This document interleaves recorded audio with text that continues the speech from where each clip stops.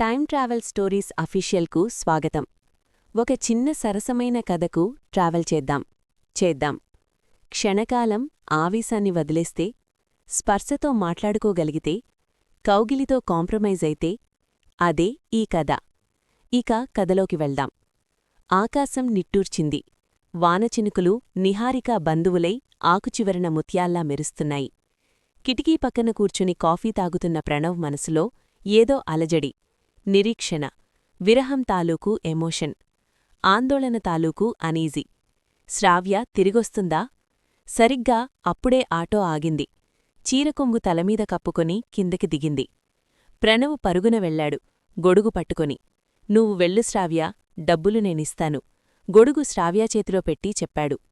Pranav auto అతనికి డబ్బులిచ్చి వర్షంలో తడుస్తూ లోపలి వెళ్లాడు.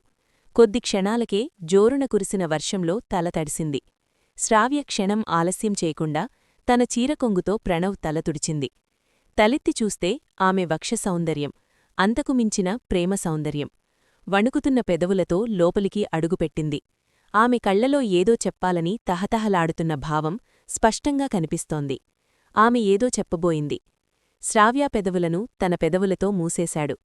ఇద్దరి మధ్య మౌనం రాజ్యం ఏలుతోంది. కాని ఆ మౌనంలో మాటలు వినిపిస్తున్నాయి. ఆమె వణుకుతున్న చేతిని అతను తన చేతుల్లోకి తీసుకున్నాడు. ఆ స్పర్శతో పల్లవి గుండెవేగం పెరిగింది. ప్రతిసారీ మాటలతోనే చెప్పాలా? ఈ మౌనం నీకు ఏమీ చెప్పడం లేదా? అని ఆమె గుసగుసలాడింది. ప్రణవ్ చిరునవ్వు నవ్వి ఆమెను దగ్గరకు తీసుకున్నాడు.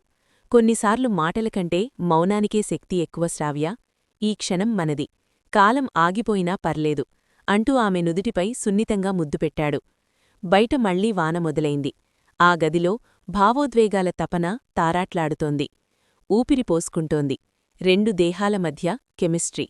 బయట వర్షం హర్షంగా మారింది. వర్షం వాళ్ళిద్దరినీ కలిపింది. మౌనం స్పర్శతో మాట్లాడుతోంది. చిన్న వృడవ, చిలికి చిలికి వానలా పెద్దయ్యి, అలిగి పుట్టింటికి వెళ్తానని వెళ్లేవరకు దారిలో వర్షం ఎక్కువ కావడంతో తిరిగొచ్చింది. తిరిగొస్తూ ఆలోచిస్తే తను తొందరపాటు తెలిసింది. భార్య తిరిగొస్తుందని తెలుసు. రాకపోతే తనే వెళ్లేవాడు. వర్షం కురుస్తూనే ఉంది. వాళ్ళిద్దరి మధ్య కోరిక జ్వలిస్తూనే ఉంది.